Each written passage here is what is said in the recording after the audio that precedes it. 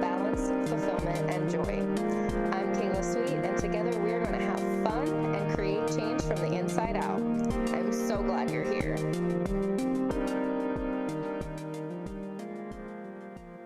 Hello, welcome back.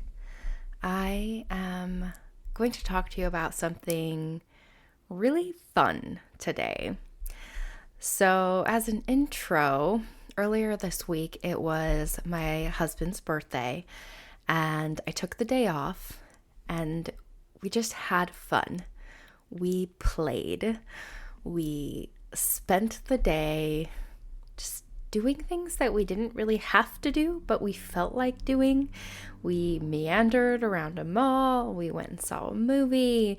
We enjoyed the weather. We rolled the windows down when we were driving. It was a simple, easy, playful day.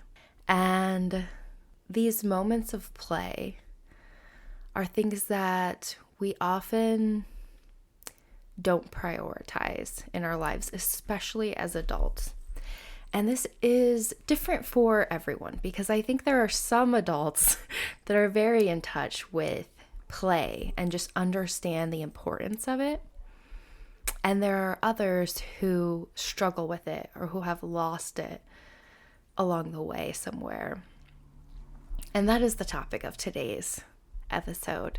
We're going to talk about play, what it means to us to play, the benefits of play, how safety and self-love and confidence play a role in our ability to embrace play, how we can play more in our lives, at work and at home and in our relationships, and how we can really work to embrace and integrate this into our lives because we need to.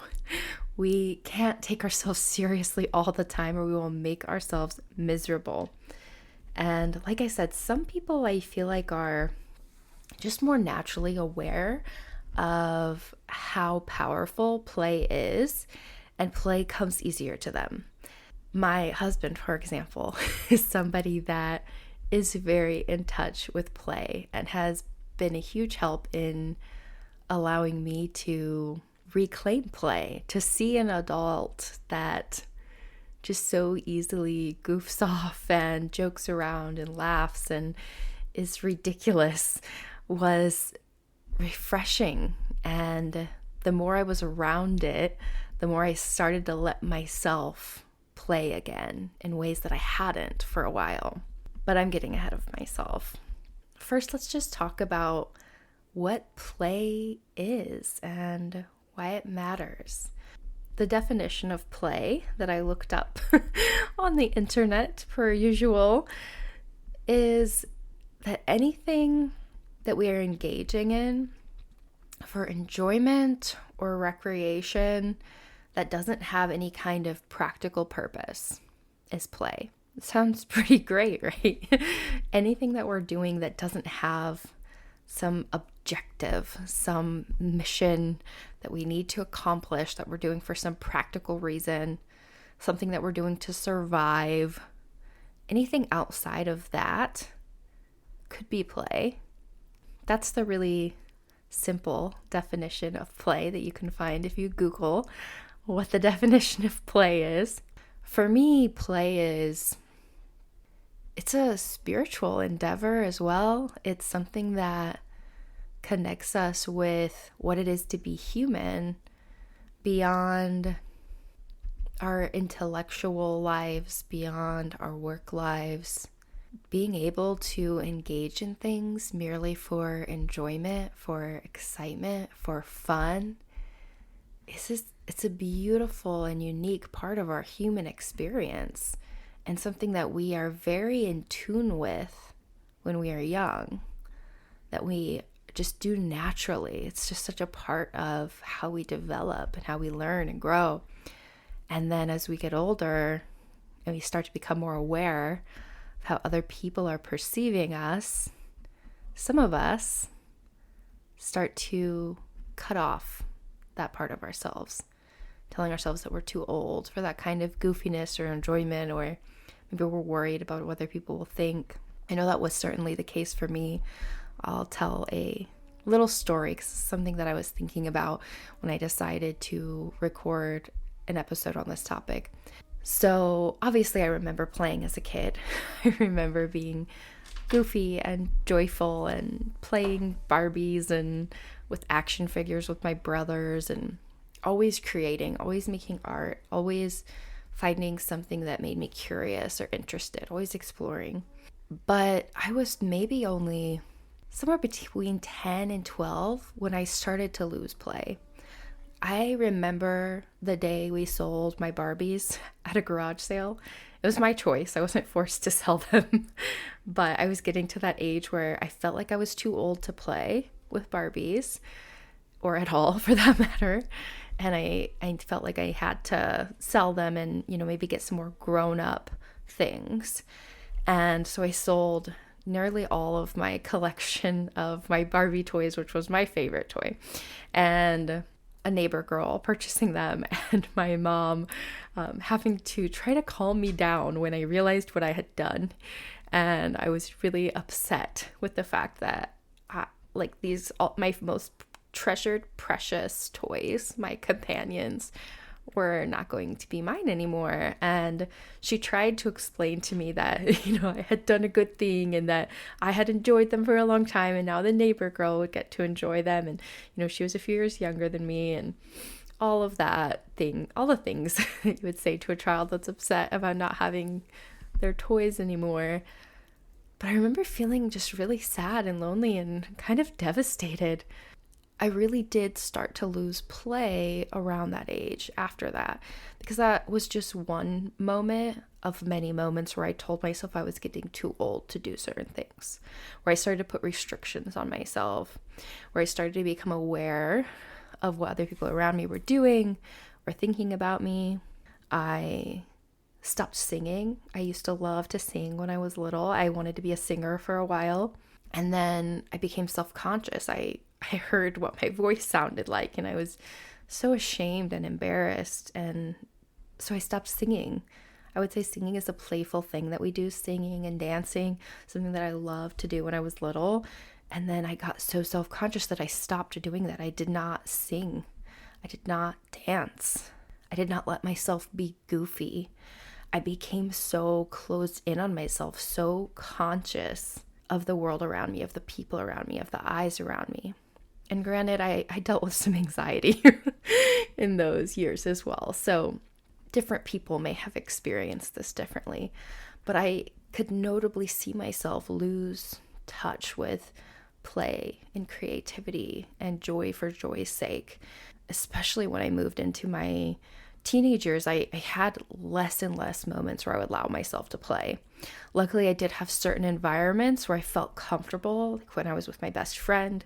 We could be goofy and playful, but there were a lot of environments that I did not feel comfortable to play.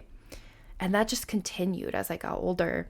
I went to prom and I didn't dance to a single song. I stood in the background of the room and tried to be invisible. I did not want to be embarrassed. I couldn't let myself let loose. It was scary. It was too vulnerable, too dangerous. And it wasn't until I was in my 30s before I started to reclaim play. I might have been in my late 20s, but I was in my late 20s, early 30s when I danced for the first time in public at a wedding. And I had maybe once or twice tried to dance out with my friend when I would visit her, just trying to break down some of those walls, trying to allow myself to express myself joyfully without this really intense self-criticism that was making it not fun, So for me, since I've been with my husband, we started dating when I was 25, so 7 years ago, and he's watched me re-embrace play slowly, timidly, carefully, experimenting with it a little bit and a little bit more and a little bit more. And now at 32, I feel like I am more playful and more goofy and more prone to laughter than I have been in a very, very, very long time, maybe since I was a child. And I'm also at a place where I'm more productive and I'm more successful and I'm doing all of these things that would have terrified me before. And I'm not saying that it's just because I play more that these things are happening, but I think it's connected. I think it's all connected. There's a lot of research that supports that. One of the reasons I wanted to talk about play is that a lot of my audience, women that follow me, are dealing with chronic stress, dealing with burnout, trying to embark on a healing journey to reclaim their lives, their power, their passion, their enjoyment, their peace, all of these things. And play is one of the ways that we do this. There are so many proven benefits of play for adults. There is a book called Wired to Create, and this is a highly researched book. So I'm going to be citing some information that came from that source. So if you're a reader, I always like to tell where I get my information from. One, for the sake of you knowing that I didn't just make this stuff up, but also in case you want to read more. Creativity and play are so interconnected. So in this book, they talk about some of the benefits of play that have been documented through the research, and we see things like increased creativity and innovation, increased curiosity, increased ability to make new connections, unexpected connections, to really embrace novelty. We learn better through play. That starts when we are children, infants even, and it continues through adulthood. Adults learn best through play. Repetition is how we learn a lot of things, but when we are playing, we require less repetition because we learn quicker, because we're enjoying it. It primes our brain to retain the knowledge, to think in different ways when we're playful, when we're enjoying our life. So we learn better. It reduces stress and anxiety. When you are playing, when you are intentionally integrating just moments for fun and joy and recreation and hobbies and interests and things that aren't moving you towards any particular goal, but you just like doing. When you do that, it gives your body a reset. It resets your stress response. So when you're dealing with stressors all day that are getting you into this activated place, you have cortisol and adrenaline and all of these things impacting you. And when you play, you get a reset. Because when you play, you're telling your body that you're safe. You're telling your body that it doesn't need to be on edge, preparing you to run from danger. It's telling you that you are supported, you're loved, you're held, you're good, you're free. And that is powerful.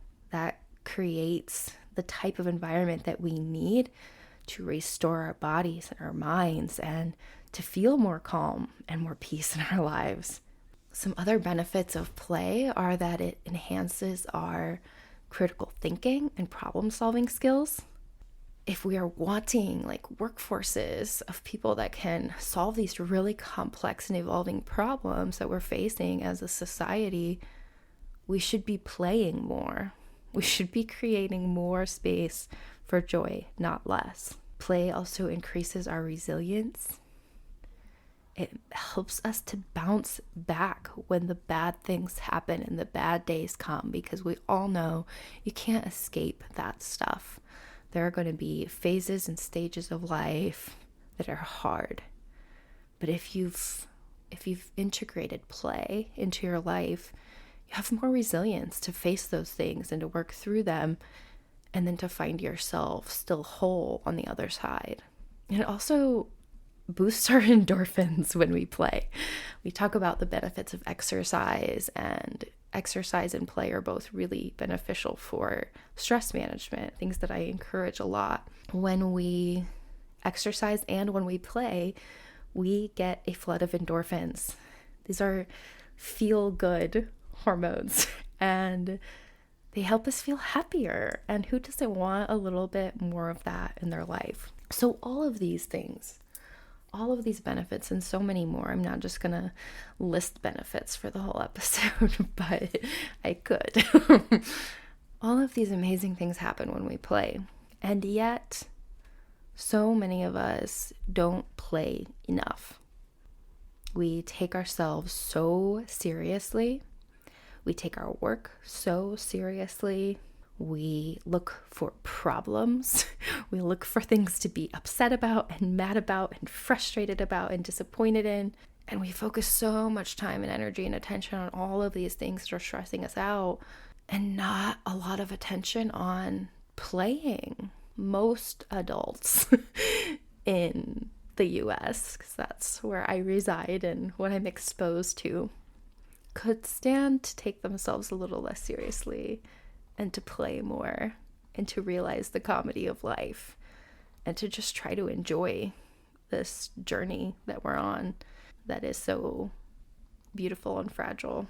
But there is something that prevents us from playing. There's a lot of some things. One of them is societal expectations and like group norms, cultural norms. When we are in work environments that laughter is discouraged, we are going to be less likely to laugh. If we are in friend groups that spend more time talking about what's going wrong than what's going right, we're not going to feel very playful with them. There's a lot of signals that we get from the world around us that we are to just be in the grind, just keep persevering, pushing forward, just have grit and like push through all the hard stuff. And I think we should feel the hard stuff, but not at the expense of joy and peace and play. Those are the things that give us the strength to deal with the hard stuff. So we have on one hand this conditioning from our world that's telling us maybe we're not mature enough if we are being playful and goofy, or that just because we're embracing play, maybe we're not taking our careers seriously. I know that was something that as a woman in the United States, trying to create a name for myself, trying to progress my career, I had a lot of stories I told myself initially when I moved into the professional realm that were not true about how I needed to present myself as a very serious person so that I would be taken seriously. That made me hesitant to play in work environments, made me hesitant to relax and joke and be myself. Thankfully, I've gotten over that and I laugh every single day, probably more than most people, but I enjoy my life. I play. I play every chance that I get.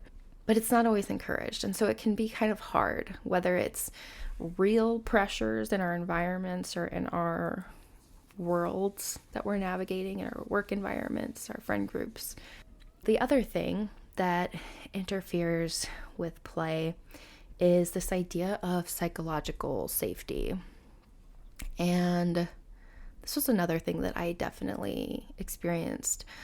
I think even in my early years, when I started to step away from play, when I started to make myself more reserved, more responsible, more serious, it was because I didn't feel safe enough to play, to be seen as goofy, to be seen as imperfect, to laugh until, your beverage comes out of your nose. Like, stuff like that's not particularly graceful, but it's fun.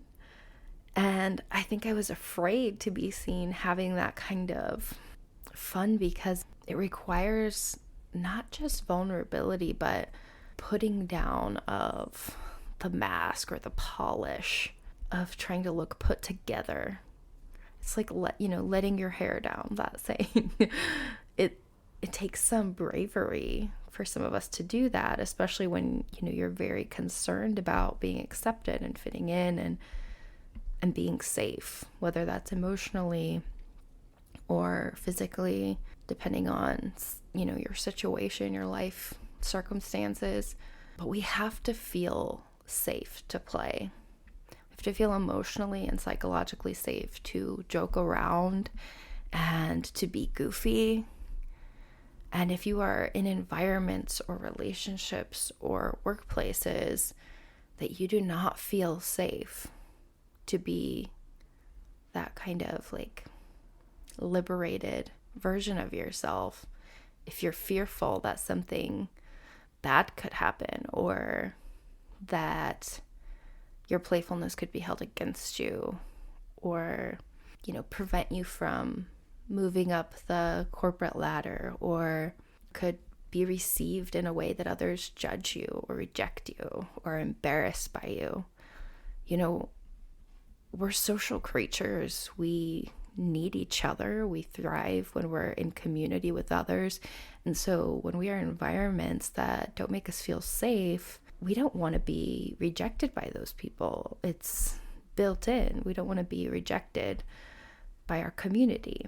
We need the tribe, to feel safe. And so if we think our playfulness is going to cause us to be cast out from the community, we will try to hide that part of ourselves, try to repress it, push it down, save it for only special moments that we're with people we really trust. And I think that was definitely part of it for me. I was dealing with a lot of internal struggles and a lot of challenges in my environments, in my situations, in my relationships for many years before I met my husband. I had a lot of rough years, and it wasn't because I met my husband that things have gotten better, although he has been a great partner along the ride.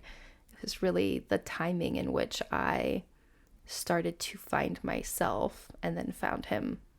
Before that, I wasn't feeling safe, and part of that was the environments I was in, and part of that was the way I thought about myself. It was a lack of confidence. It was a fear of not being good enough, of not being worthy enough. And when you're constantly trying to prove yourself and you're constantly striving to be perfect and to achieve at all costs, play does not feel safe. And I was very much that way. I wanted to be seen as put together, but we have to be safe. We have to be safe to play. So if you're not playing a lot, I would encourage you to question the environments you're in. Are they giving you permission to be goofy and to enjoy yourself and to be yourself? Do you feel like you belong in those spaces? Do you feel like you'll be accepted in all of your oddities? And if not, you have to look within and figure out, is that because you have not accepted yourself yet? Or because you are around environments that are more critical or unsafe? Where does change need to happen so that you can feel safe enough to play again? I want to talk a little bit about playing at work and playing outside of work, because it looks different in these different environments. And I think we should be doing both because of all the benefits that I talked about earlier. It's so important that we integrate this so that we can be our best selves, so that we can keep learning and growing and stay resilient and problem solve well. So at work, play could look like taking breaks and socializing with colleagues.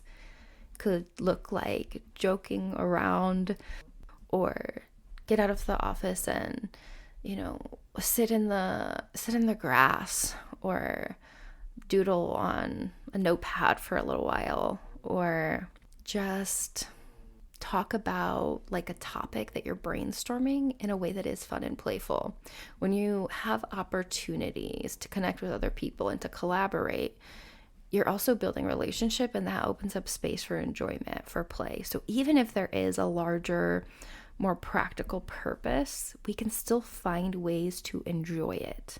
Because that's really at the center of this, is we want to be joyful, and that joyfulness, that playfulness, that not taking ourselves quite so seriously, it causes a lightness and an openness and a receptivity that lets us see problems in new ways and prevents us from burning out and helps us connect with our teams.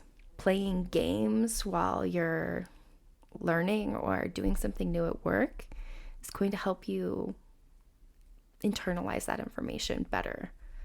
It's going to give your mind and body a refresh. It makes us be able to continue to function when things get hard if we're building in these moments at work. I think most companies at this point and most people, whether they're entrepreneurs or leaders, understand the value of innovation and creativity. We know that we have to be problem solving in new ways because the world is changing. And we wonder why we aren't evolving quick enough, why we aren't coming up with creative solutions, why people are afraid to speak their mind and share their ideas. And a way that we can remedy this is by integrating more opportunities for play, breaks in the day, normalizing laughter, normalizing utilizing games. All of these kinds of things are going to allow people to function better and feel more connected to each other, which all lead to better outcomes in any business realm that you're in. So that's a little bit on play at work. And if you feel like there's not a lot of space for joy or play in your workspace, I would encourage you to think about where there could be openings for that. Even when you're working on things that are for a greater purpose, you can do it with the attitude of play and experiment and curiosity, and it makes it more enjoyable. So think about where there might be spaces. Where could you create spaces within whatever work environment you work in for more of this? Now, when it comes to playing at home, I think most of us are a little bit better at this. If you have children, you probably play with them. And I think that's one of the beautiful blessings of having young people in our lives, is that like reminder of what play looks like and how to do it. You know, it comes so naturally to children. They lead the way. They remind all of us how to play. Could also be things like hobbies. It could be dancing. It could be singing. It could be game nights, creative endeavors, just joking, laughing, being goofy. It goes a really long way. I know that my husband and I play a lot.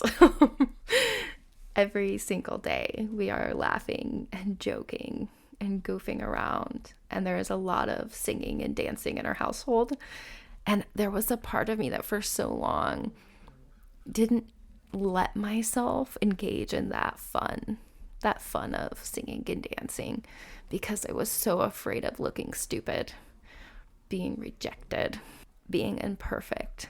And it makes me sad to think back to the young woman I was that was so trapped in her own body, that was so fearful of expressing herself joyfully in the world.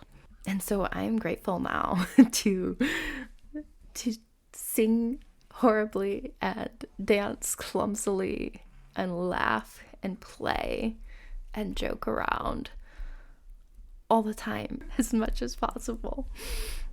It's doing any of those things that light you up, that bring you joy, that you've maybe lost touch with or stopped prioritizing. And so when you're starting to think about how you can reintegrate and re-embrace play, a good place to start can just be thinking about what you enjoyed when you were younger, when you were 8, 10, 6. You know, those key ages where we're still having fun and being playful without that social pressure and awareness. Thinking back to what were you curious about then? What got you interested? What could you spend hours doing and just totally lose time? What made you laugh? What made you smile? What made you feel alive? And what made you feel awe? I think just being outside, honestly, is something that inspires playfulness in me. I love walking around in the yard barefoot, and that's something I've done ever since I was a kid, despite my mother's warnings about, getting my feet dirty or potentially stepping on something and hurting myself, which did happen from time to time, but it's totally worth it, and it still is.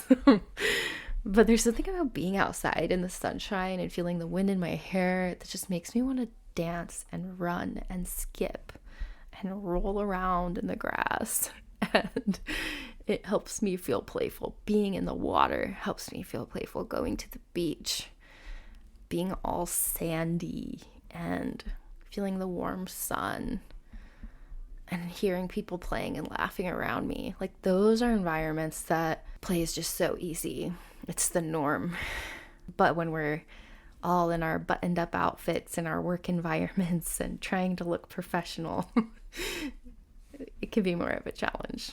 So thinking about what you enjoyed when you were younger, what lit you up, and then asking yourself, when was the last time that you had just like so much fun?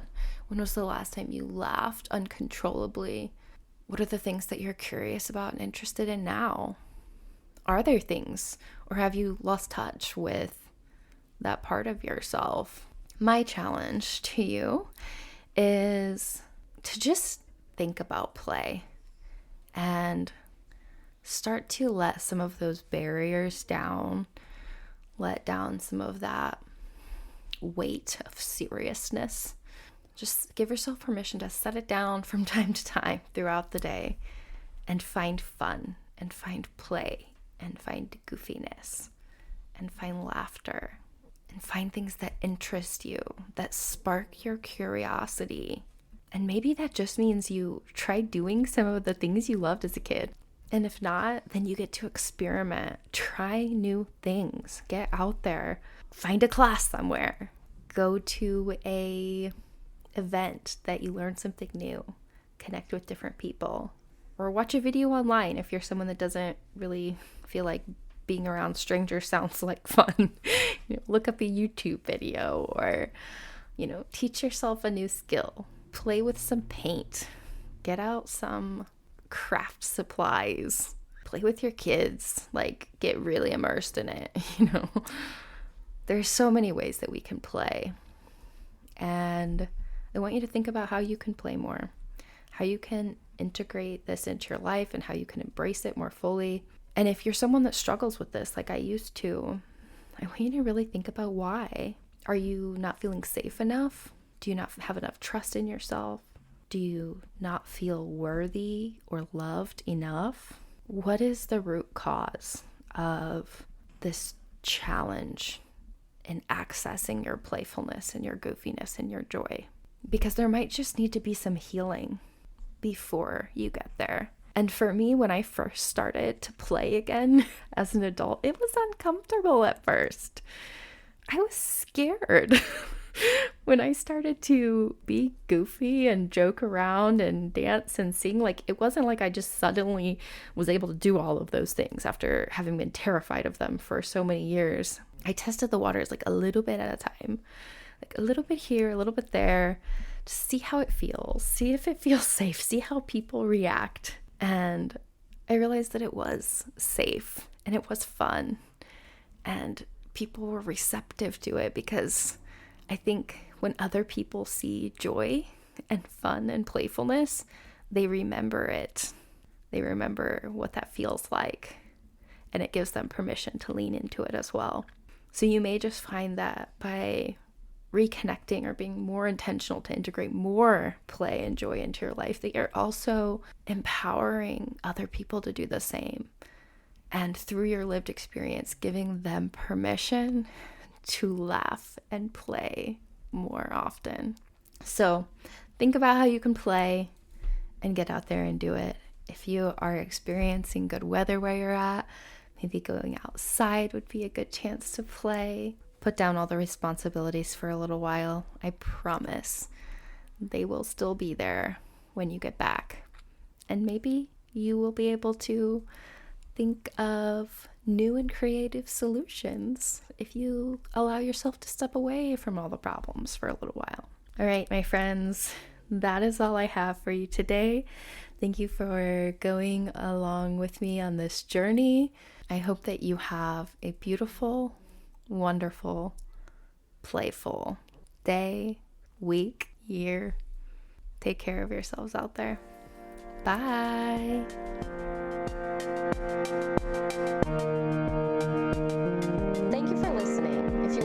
resources on thriving in your life or want details on working with me, check out my website at internallyguidedleadership.com or follow me on Instagram, Facebook, or TikTok at Internally Guided Coach. Be gentle with yourselves out there, and I'll talk to you next time.